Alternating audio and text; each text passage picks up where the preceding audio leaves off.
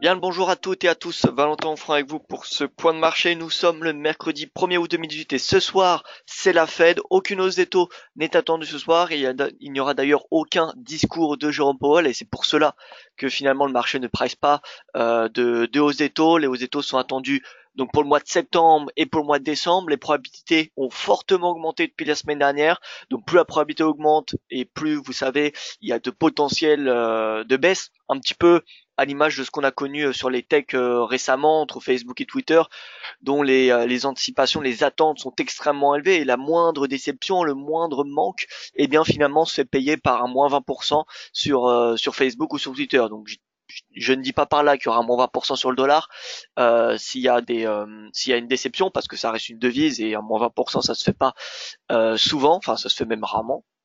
Ça c'est même jamais fait je pense en une journée sur le forex, mais enfin je parle bien sur les paires majeures, bien évidemment.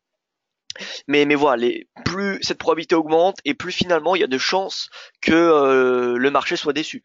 Voilà, c'est si vous attendez, si vous espérez avoir 18 sur 20 à l'école par exemple, ça va être, vous avez beaucoup plus de risques d'être déçu que d'être surpris positivement. Et bien c'est un petit peu pareil. C'est un petit peu pareil pour les marchés financiers. Et c'est pas un petit peu pareil, c'est totalement pareil finalement. Dès qu'on a des attentes qui sont vraiment très faibles, eh bien le potentiel haussier domine. Ça ne veut pas dire qu'il y aura une hausse, mais en termes de probabilité, il y a beaucoup plus de chances d'être surpris positivement. Voilà un petit peu l'idée de ces anticipations et c'est en fait ces anticipations là qui drivent les marchés, hein. C'est pas l'annonce. Vous savez, d'après l'analyse technique, l'action du prix anticipe, enfin intègre les attentes. C'est pas la publication qui vient affecter le forex, c'est bien les attentes. Le forex ou les marchés financiers de manière générale. Bref, on passe tout de suite à l'avertissement légal sur les risques que je vous invite à prendre connaissance. Le trading avec effet levier amphi, toujours les gains et les pertes. Un compte risque limité prend un risque de perte du capital investi. L'investissement sur compte prend un risque de perte en capital. IG fournit exclusivement un service d'exécution d'ordre. Cette présentation est indicative et ne saurait être considérée comme un conseil ou une recommandation. Voici le briefing d'actualité qui est un petit peu light mais quand même assez important. Donc selon des sources de Reuters qui sont proches du dossier, l'administration de Trump proposerait de faire passer à 25% contre 10% précédemment les éventuels tarifs douaniers imposés sur 200 milliards de dollars de marchandises chinoises importées par les États-Unis. L'annonce officielle pourrait se faire dans les prochains jours et il y a même des sources, voilà, j'ai lu sur certains sites qui disent que ça devrait se faire à 15h aujourd'hui, 15h GMT, donc ça fait 17h heure française. Donc, voilà, en tout cas, ça serait dans les prochains jours. Et on a la seconde tranche des tarifs douaniers sur 16 milliards de tarifs de dollars de marchandises chinoises importées par les US qui devraient entrer en vigueur dès aujourd'hui. Donc je vous rappelle, en début juillet, si vous vous en souvenez bien, on avait des premiers tarifs douaniers imposés contre la Chine qui étaient sur un total de 50 milliards, mais c'était une première partie sur 34 milliards. Voilà, donc on avait ces tarifs de 34 milliards qui étaient entrés en vigueur le 6 juillet. Et la seconde partie qui était annoncée pour les prochaines semaines, eh bien, voilà. Aujourd'hui, normalement, cette seconde partie, donc qui représente 16 milliards de dollars de marchandises chinoises importées par les US, devrait entrer en vigueur. Normalement. Donc aujourd'hui. D'un point de vue macro, on a l'indice PCE de base. En anglais, c'est l'indice PCE Core. Donc c'est la mesure d'inflation préférée de la Fed, qui est restée stable au mois de juillet, en hausse de 1,9% sur une année, soit proche de l'objectif d'inflation de 2% de la Fed. D'un point de vue fondamental, sur l'ALENA, on a le président mexicain qui a déclaré mardi qu'il s'attendait à un accord sur la renégociation de l'ALENA dans les prochains jours. Donc ça, c'est une bonne nouvelle pour le CAD et le peso mexicain. Et enfin, au niveau des marchés financiers, selon Reuters, on a environ 60% des entreprises du S&P 500 qui ont publié leurs résultats du T2, avec 82% d'entre elles dépassant les estimations des analystes.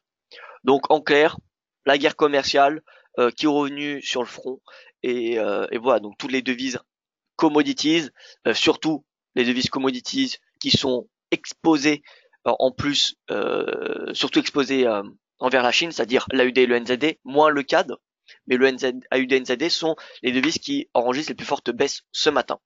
Et à l'inverse, tout ce qui est USD, Yen sont les plus haussières.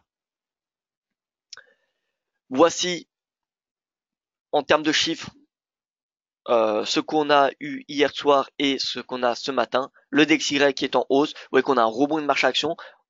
On a eu 3 séances clairement consécutives de baisse sur les marchés actions, avec le Nasdaq qui a, pour il me semble la 3e fois depuis la crise financière, chuté 3 séances consécutives de plus d'1%. Et là, donc on a un rebond, c'est un rebond technique, hein, c'est pas, il y a rien d'impressionnant, hein, vous voyez que c'est même un petit rebond finalement parce que les dernières séances étaient 3 séances de baisse de plus d'1% sur le Nasdaq. Là, on n'a qu'une hausse de 0,54 hier, donc il n'y a pas non plus de quoi s'affoler. Le marché qui est resté prudent en amont des publications d'Apple.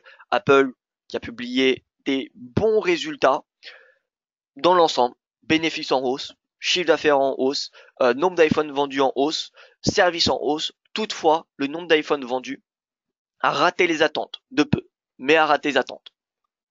Donc les attentes étaient à 41,7. Il y a eu 41,3 millions d'iPhone vendus lors du précédent trimestre. Donc on a une légère hausse d'Apple, plus 3% en post-market, mais pas non plus de quoi tirer les marchés actions technologiques. Alors peut-être que cet après-midi, à l'ouverture du marché américain, qui vont prendre connaissance de cette publication, eh bien ils vont payer plus le Nasdaq. Mais bon, honnêtement, ça me semble peu probable avec un plus 3% d'Apple. Le rendement du T-Note qui s'est détendu d'1 point de base, donc on a eu un marché, un marché, qui s'est, tendu d'1 point, baisse du rendement du 10 ans. Donc c'est-à-dire un marché obligataire qui est payé. Ce matin, on a le yen qui est à l'équilibre, en légère baisse, vous voyez, le gold qui est sous pression à cause de la hausse du dollar, le Nikkei qui est en hausse, hausse grâce à la baisse du yen, le Hang Seng qui est en baisse, et sur la région asiatique, en excluant le Japon. Pourquoi on exclut le Japon quand on analyse l'Asie? Parce que en fait l'Asie c'est un petit peu, c'est un continent on va dire émergent. Sauf que le Japon c'est une économie qui est considérée comme développée. Donc en excluant le Japon, on a un petit peu une vision un petit peu globale des marchés émergents asiatiques.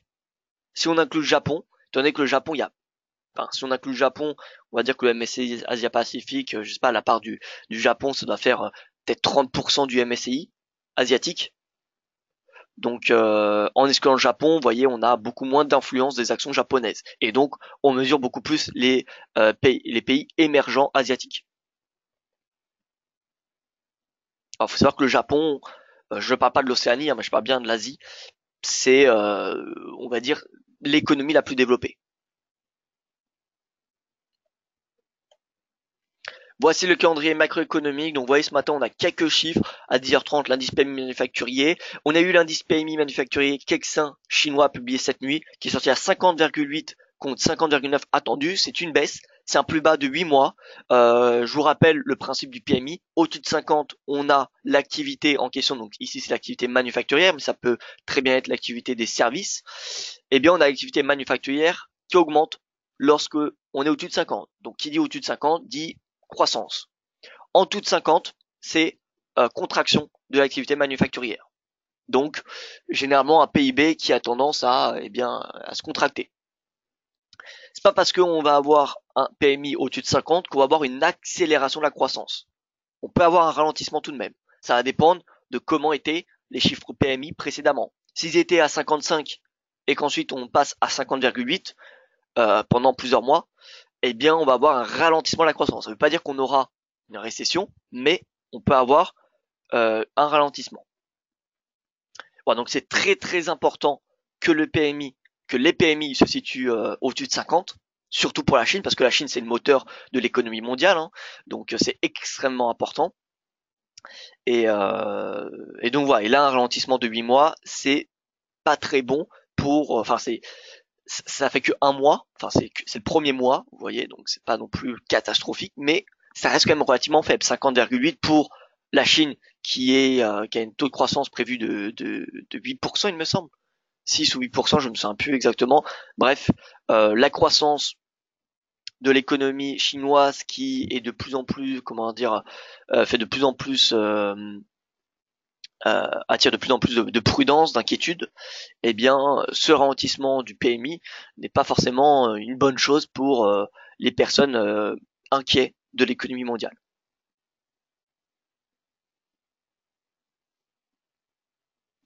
Outre ces chiffres, on a vraiment un focus sur les États-Unis aujourd'hui avec à 16 heures les indices PMI, donc ISM manufacturier, et enfin à 20 heures la décision de la Fed qui devrait être un statu quo et voilà tout simplement. Et entre 2 16h30, comme tous les mercredis, les stocks de pétrole brut aux États-Unis.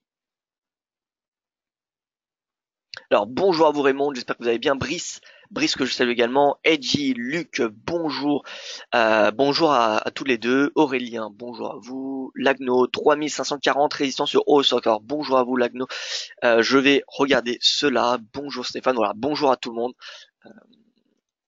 Bonjour à tout le monde. Juste un graphique, voici le DXY. Le range.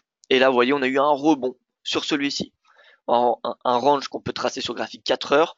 Et en 1 heure, on avait une belle divergence finalement, avec la clôture au-dessus de 50 hier à 15 heures. Et là, vous voyez, donc on a le pivot mensuel qui fait office de résistance à court terme. En hebdo, vous voyez, on a cette belle consolidation qu'on peut constater. Un momentum, alors il n'y a pas de divergence, mais vous voyez qu'on est en train de faire une espèce de, comment dire, on est en train de faire un top finalement, un peu à l'image de ce qu'on avait ici. Sauf que ça prend un petit peu plus de temps. Le RSI se contracte de plus en plus, on a eu une divergence, RSI qui consolide à 50, donc à mon avis, le marché attend un catalyseur majeur. Catalyseur majeur, c'est soit décision des taux ce soir, ou soit celle de septembre. Donc c'est possible finalement que les XY consolide jusqu'en septembre. Ça m'étonnerait. Je pense que ce soir, on devrait avoir un beau mouvement selon le compte rendu, de la Fed.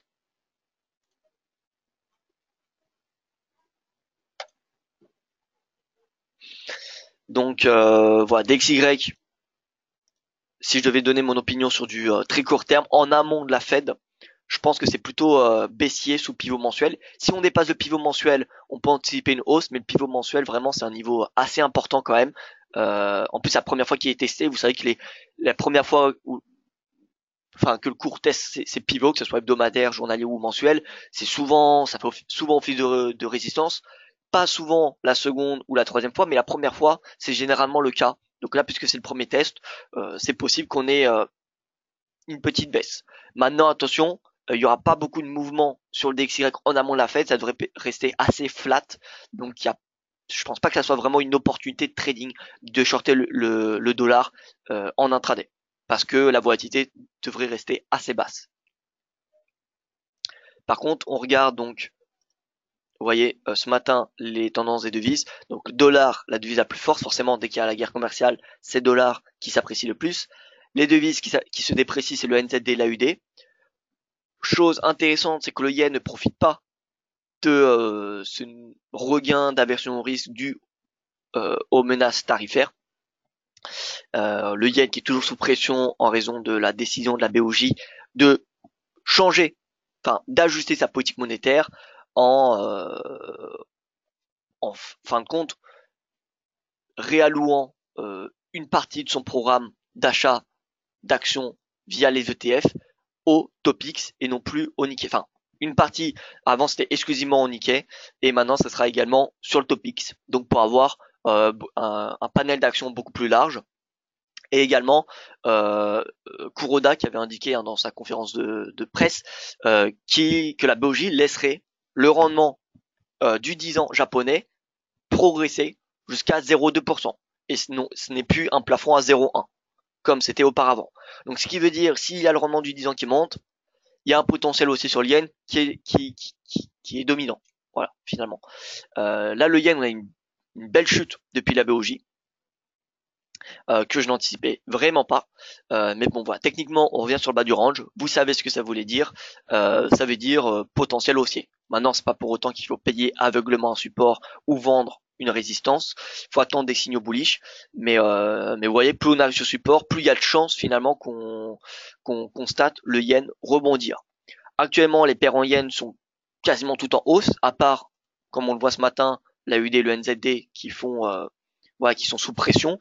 Mais sinon, euro yen, JBP yen, CAD yen, CHF yen, USD yen continuent d'être, comment dire, en hausse ce matin. La UD yen qui a rejoint, vous voyez, qui a fait son pullback. On a eu cette divergence haussière. Voilà, divergence haussière, RSI clôture au-dessus de 50. Là, vous voyez que la divergence a eu c'était un parfait signal haussier. Finalement, divergence haussière, RSI clôture au-dessus de 50. Voilà, accélération du momentum. Vous voyez que dès qu'on passe 50, on a ensuite l'accélération du prix qui suit le momentum. C'est pour ça que c'est assez important de suivre le momentum. Est-ce que la UDN peut revenir plus haut? Alors j'ai envie de dire oui. Oui, il peut revenir plus haut. R2 hebdomadaire, c'est possible. Maintenant, voilà, moi je reste baissier sur la UDN. Je pense que, vous voyez, le scénario, l'épisode de la guerre commerciale entre les États-Unis et la Chine semble encore loin d'être terminé. Donc, on pourrait avoir encore des nouvelles surprises. Et les devises commodities et les économies les plus exposées à l'économie chinoise, qui sont dans un premier temps l'Australie et la Nouvelle-Zélande, eh bien sont des économies et donc des devises qui sont particulièrement influencées négativement par les menaces tarifaires entre les États-Unis et la Chine. Un, parce que, comme je vous l'ai dit, on a des économies qui sont particulièrement dépendantes de celles chinoises, et deux, parce que on a ces devises qui sont également des devises commodities, et donc qui dit guerre commerciale dit réduction des échanges, et donc contraction de l'économie mondiale et baisse des commodities. Là, si on regarde, vous voyez l'indice Como, il repère 0,32%. Donc on a eu une respiration, un rebond, si on a envie, des matières premières depuis la mi-juillet. Mais là, on a une nouvelle baisse. Et si la baisse se confirme, eh bien, ça devrait entraîner l'AUD, le NZD et le cadre dans une plus faible mesure, mais tout de même le cadre. Mais c'est surtout l'AUD et le NZD qui sont exposés à ces, finalement, à cet indice qui est le Dow Jones Commodities. Je ne parle pas du Dow Jones Commodities Agriculture ou du Dow Jones Commodities métaux précieux, je parle bien du Dow Jones Commodities qui regroupe presque toutes les commodities. Et donc si on compare avec AUD-USD, NZD-USD, eh bien vous voyez que il y a quand même une corrélation. Il y a quand même une corrélation entre l'indice que vous voyez ici et les paires AUD, NZD, USD. Donc qui dit baisse de l'indice commodities dit forcément une pression sur ces devises.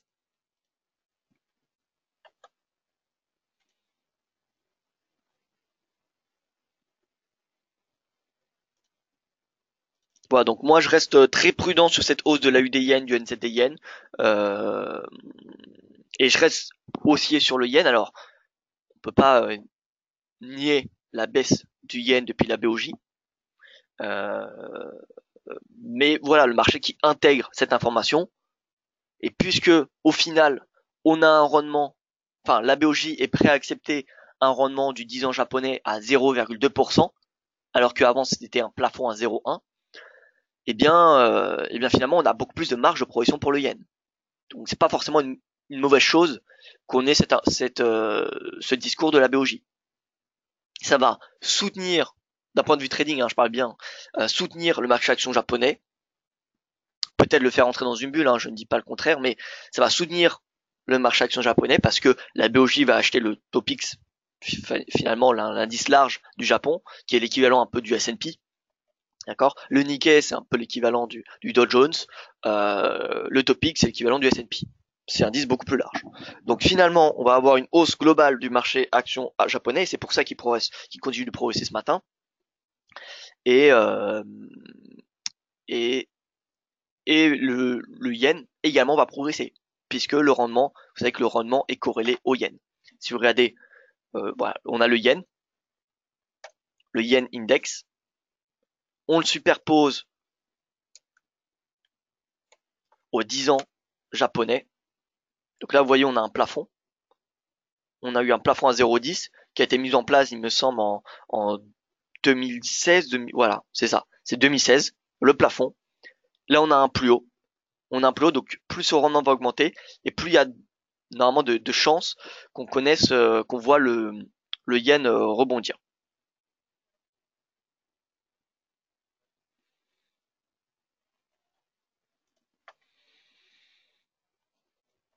Et finalement, une autre façon de surveiller, d'anticiper un repli du yen, c'est de regarder le rendement du 10 ans japonais.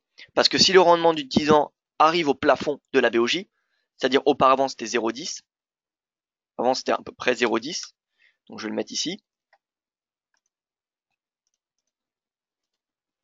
Maintenant, c'est 0,20.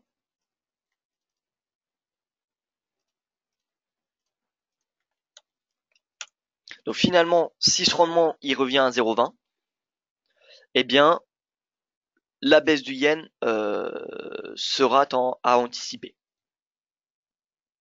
Donc ça permettra d'avoir des signaux. Si par exemple notre yen index arrive sous résistance et que ce rendement du 10 ans japonais arrive à 0,20, il y aura des très très très fortes chances que le yen baisse et donc que les paires en yen progressent. Voilà, et le support il est ici. Donc voilà, ça permet d'avoir des niveaux assez intéressants. Alors je vais essayer de superposer par exemple l'USD yen, enfin le yen USD, non l'USD yen, USD yen. Et donc là vous voyez donc à l'ancien taux plafond de la BOJ, donc 0,10, baisse du rendement, point haut, point haut, point haut. Alors bien évidemment, il n'y a pas une corrélation 100% positive parce que dans l'USD yen, il y a le dollar qui n'a pas vraiment d'influence sur le rendement du 10 ans japonais, ou encore, enfin du moins beaucoup moins. Et à l'inverse, dès qu'on a ce rendement du 10 ans qui arrive sur support, à 0% finalement, parce que c'est taux négatif, c'est vraiment voilà un support important, plus bas, enfin 0% pour le 10 ans, 0% pour le 10 ans. Et vous voyez donc, pardon, 0%.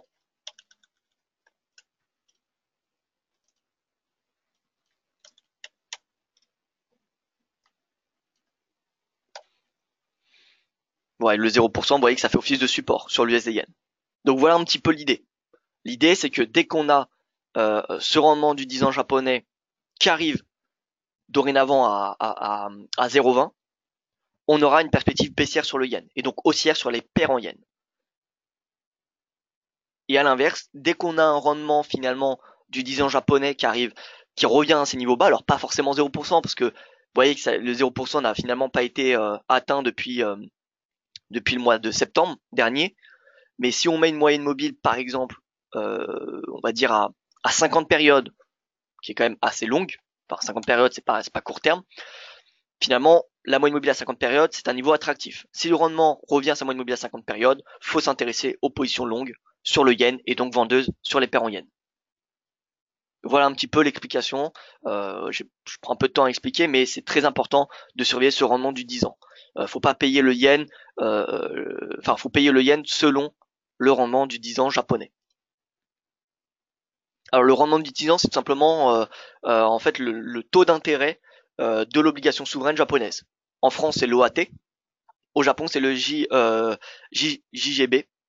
Donc, par exemple, quand l'État, imaginons français, veut emprunter de l'argent à n'importe qui, à des créanciers, hein, sur les banques, des institutionnels ou même vous via les banques, eh bien, il y a un rendement qui est émis sur le marché secondaire.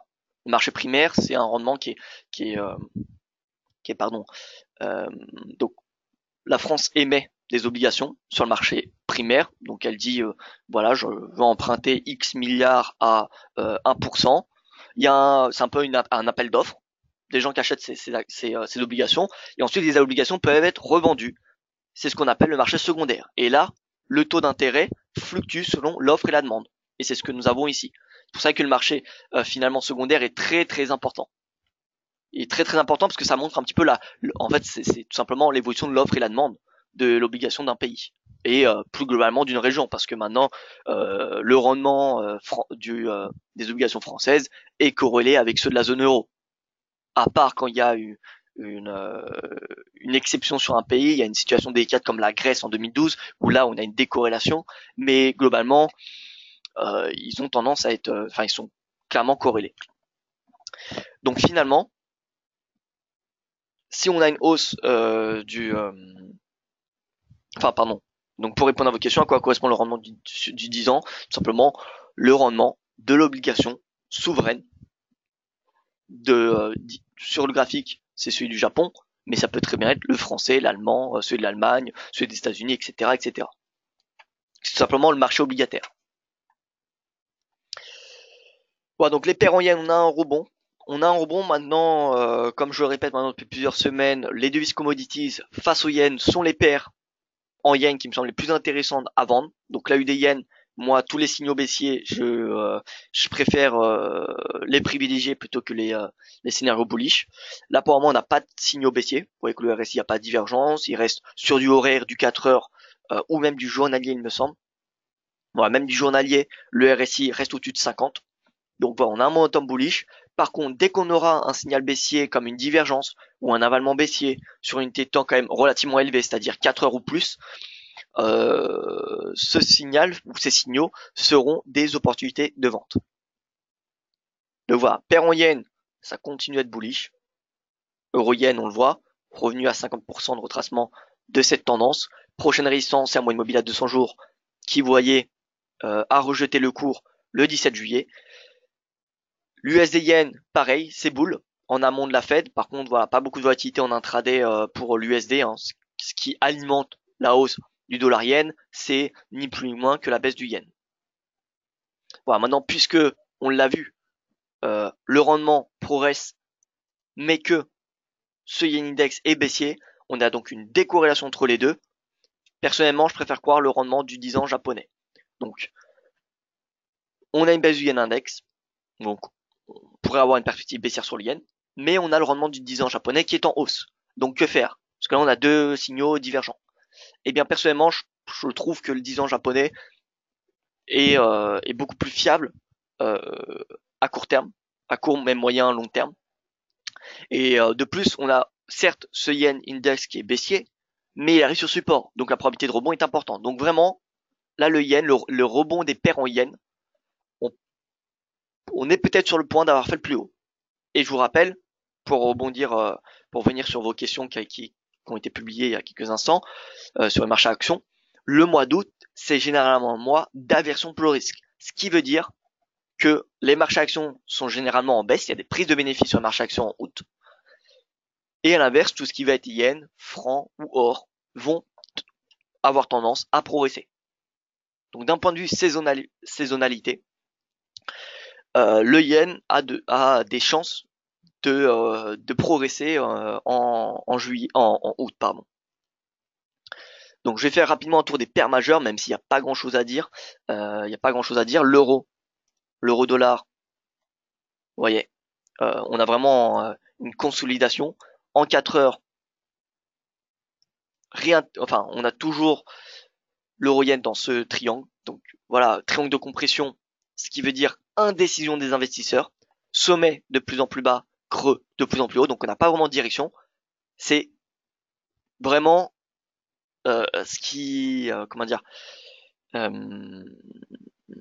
cohérent avec le fait que le marché attend la Fed. Vous voyez, la Fed ce soir va vraiment donner une nouvelle direction et c'est dans le sens de la cassure qu'il faudra trader.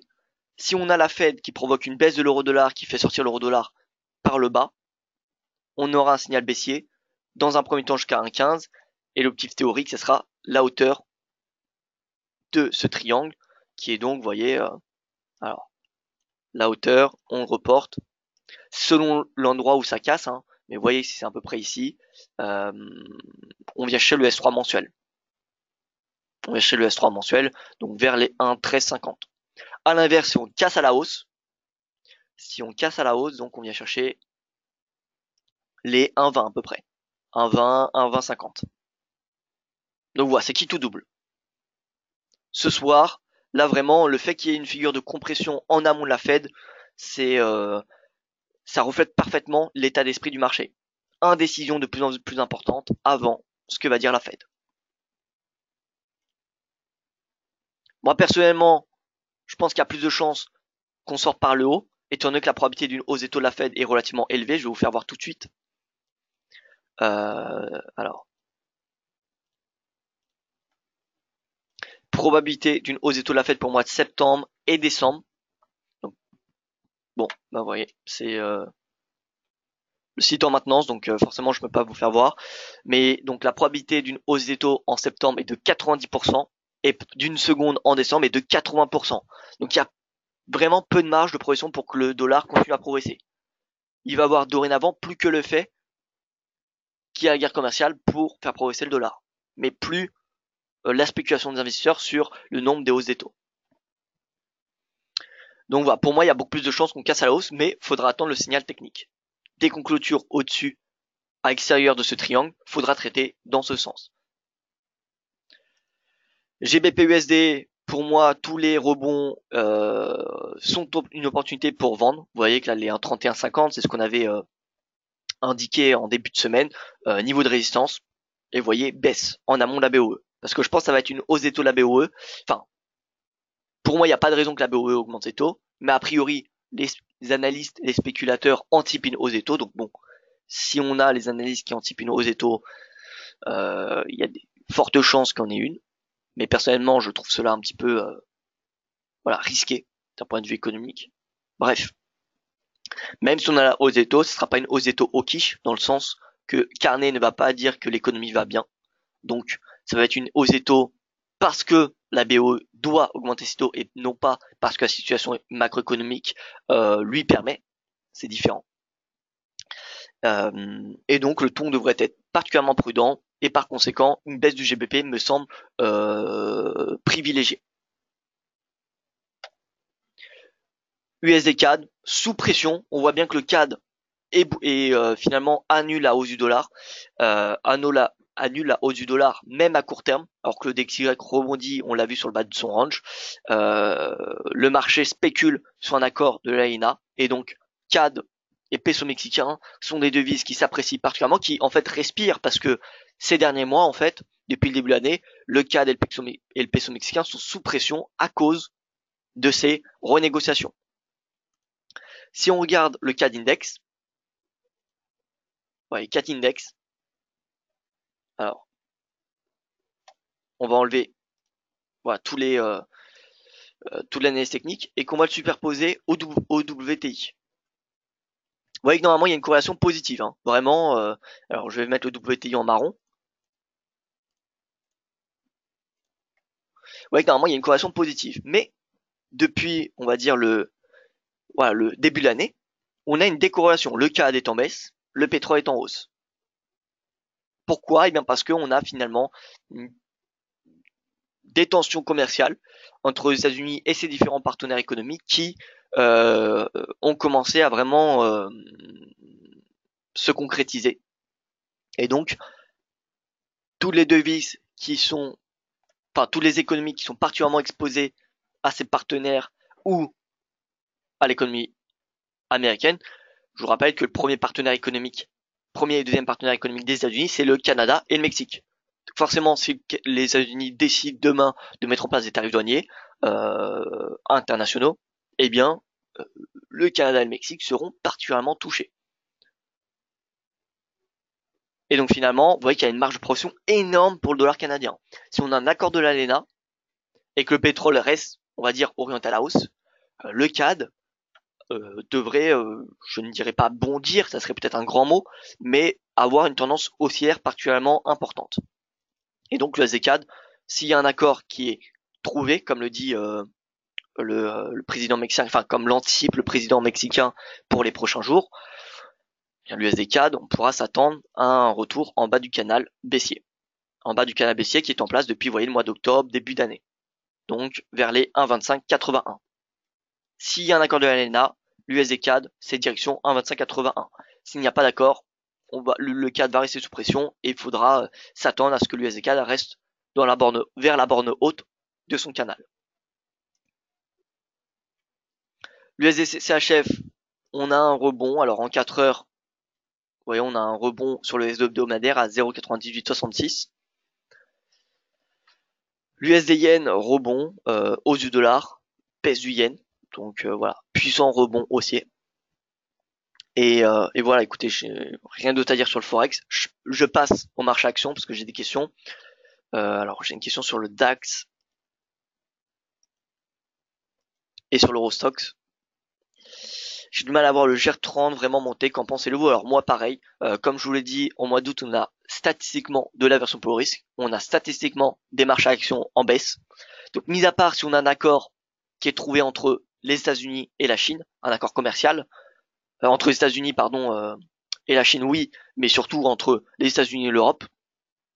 Si on n'a pas d'accord, on aura toujours l'aversion. Si on a un accord, puisque c'est un facteur qui n'est pas attendu pour le moment, eh bien on aura une hausse. Mais en attendant cet accord, le marché reste très prudent, d'autant plus que voilà ce que vient d'indiquer les États-Unis, enfin d'après les sources de Reuters, les États-Unis augmenteraient la pression sur la Chine. Donc c'est pas forcément une bonne perspective pour les autres négociations.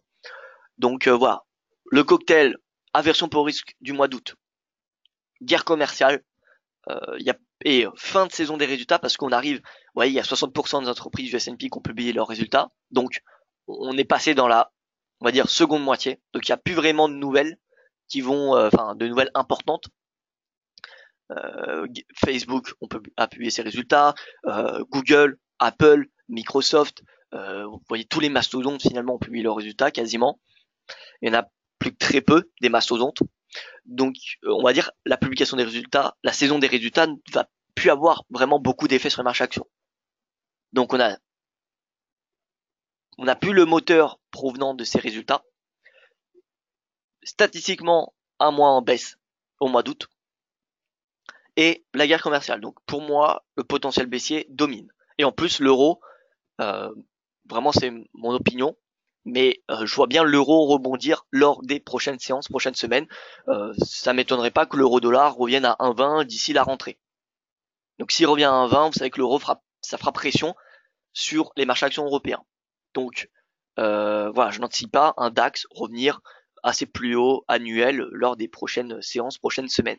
Je pense que ça se fera à l'automne, mais pas avant. Donc faut chercher des signaux baissiers.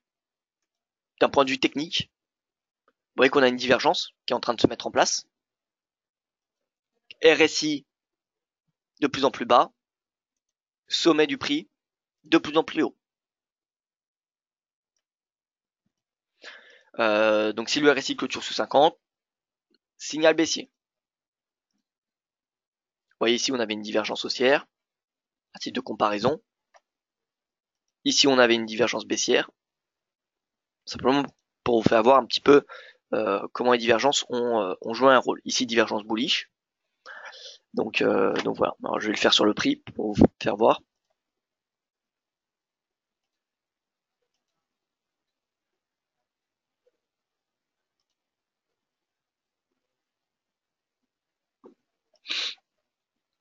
Vous voyez, donc les divergences ont quand même un impact assez important.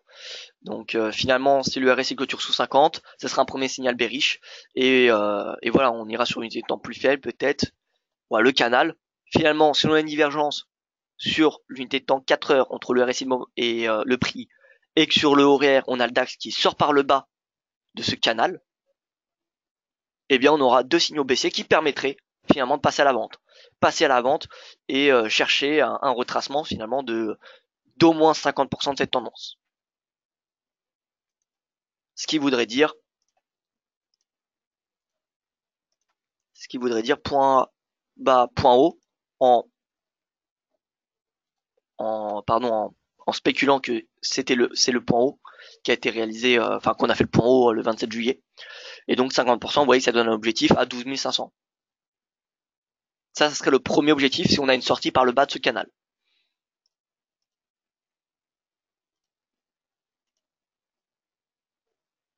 Ligne de tendance qui a cherché les plus hauts depuis le 23 janvier sur Eurostoxx arrive sur résistance à 3140. Alors je viens tout de suite, excusez-moi l'agno pour cette longue attente de l'Eurostoxx. Donc là on a je me mets déjà en journalier, c'est important de commencer quand on fait une analyse technique d'unité temps élevée jusqu'à l'unité temps la plus faible sur laquelle vous tradez. Donc là en journalier on voit qu'on a une baisse, on a des sommets de plus en plus bas finalement.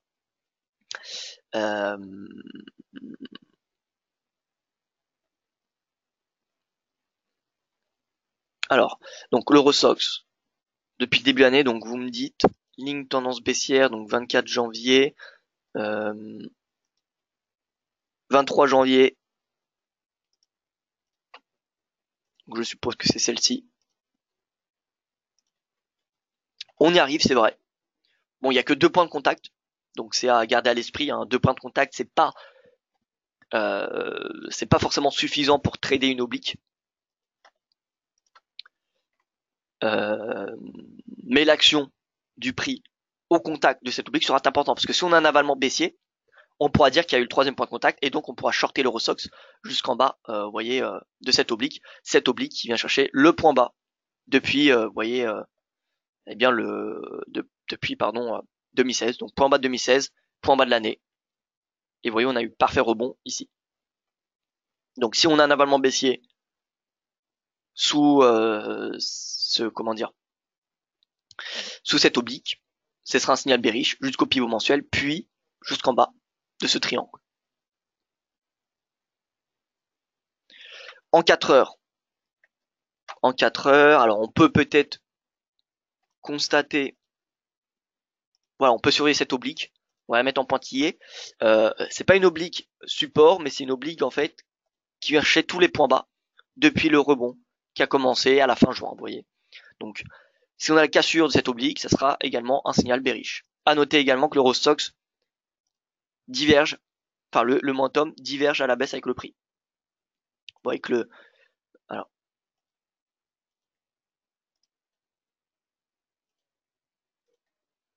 sommet de plus en plus bas, sommet de plus en plus haut. Titre de comparaison, encore une fois.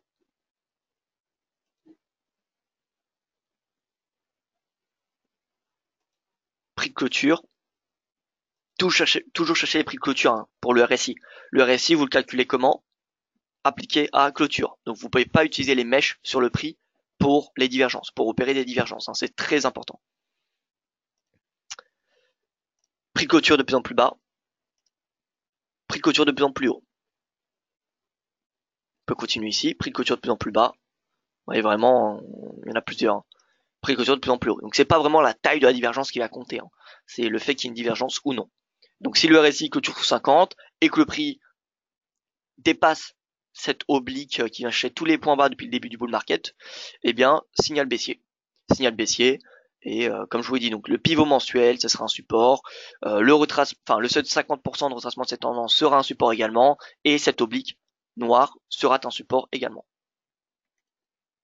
Bon, en tout cas, personnellement, je pense que le potentiel baissier domine de plus en plus sur les indices européens. Il manque plus qu'une confirmation des signaux. Finalement, une confirmation des divergences qu'on retrouve sur l'Eurostoxx, le CAC ou le DAX. CAC 40, vous voyez, alors c'est presque pareil, on a un RSI à plat, alors que le RSI augmente, alors que le prix augmente, pardon. Voilà, et je termine par l'or. L'or, eh bien, c'est le miroir en ce moment du dollar qui consolide, dollar qui est haussier à court terme, enfin même pas, finalement, 0,04%. Vous voyez qu'on a la poursuite du repli depuis le début de ce webinaire en dessous de ce pivot mensuel, si on se met en une minute. Vous voyez, début du webinaire, pivot mensuel, baisse. Pivot hebdomadaire, support.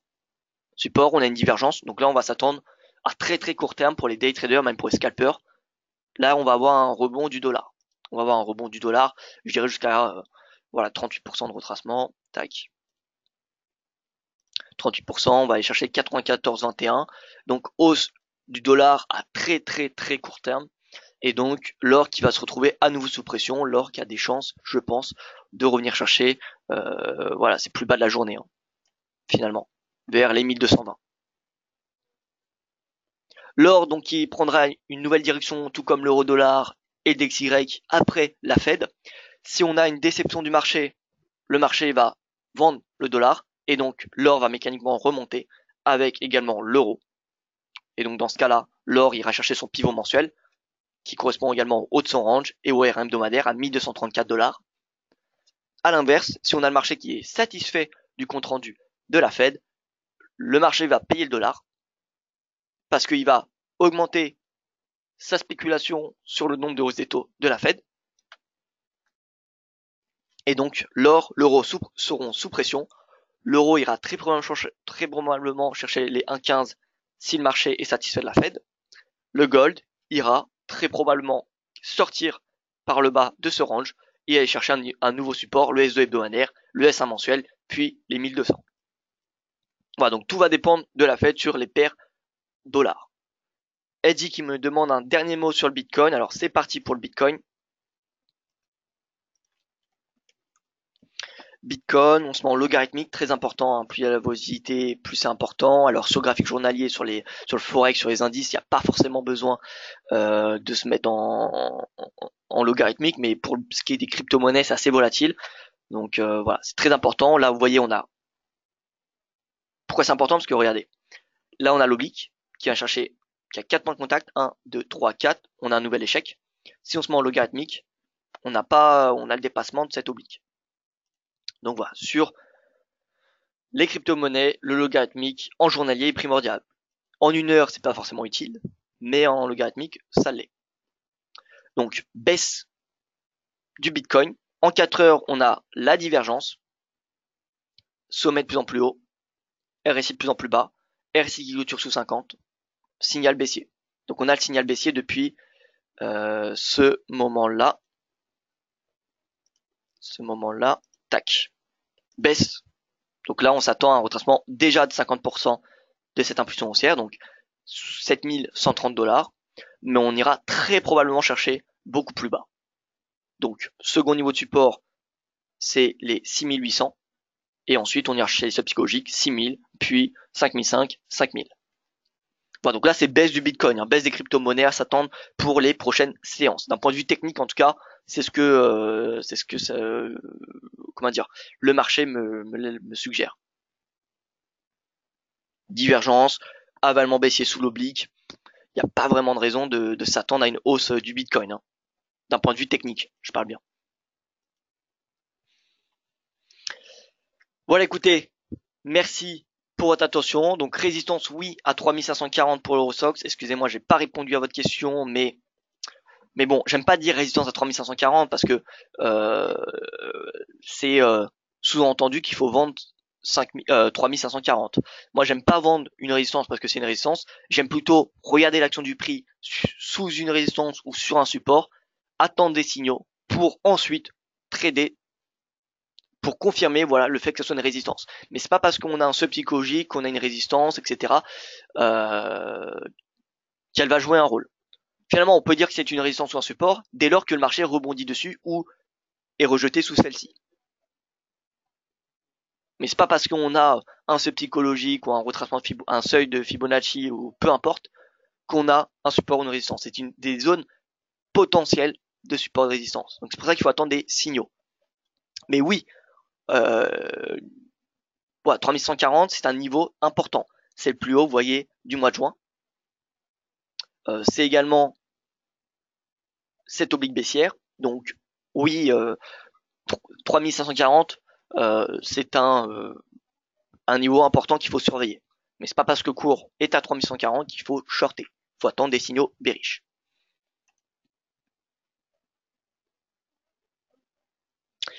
Voilà, écoutez, merci à vous pour votre attention. Je vous souhaite une excellente journée. Soyez prudents sur les marchés avec la fête ce soir. Et écoutez, excellente journée à vous. Et je vous dis à demain pour débriefer un petit peu de tout cela.